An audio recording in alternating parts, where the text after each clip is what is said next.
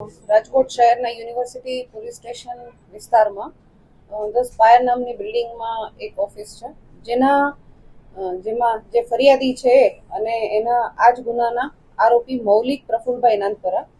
આ બંને સાથે મળી એનો પ્રોડક્ટ પેકેજિંગનો ધંધો શરૂ કરેલો હતો. અને જે ફરિયાદી છે એણે આજે આરોપી એના ધંધામાં પ્રોપર ધ્યાન ના આપતા હોય એ બાબતે ફરિયાદીએ એને કહેતા આરોપીને ખોટું લાગતા જે ફરિયાદી છે એણે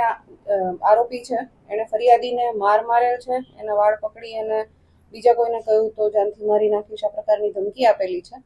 જેથી આ મૌલિક નાનપરા વિરુદ્ધમાં યુનિવર્સિટી પોલીસ સ્ટેશનમાં ગુનો દાખલ કરવામાં આવેલો છે.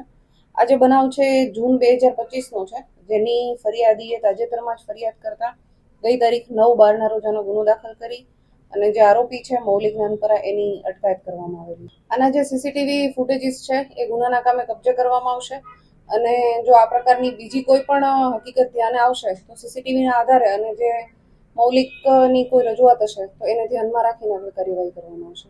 સાંજ સમાચાર ફેસબુક પેજને લાઇક કરો, વિડીયો શેર કરો અને વધુ વિગતવાર સમાચાર માટે sanssamachar.net વિઝિટ કરો.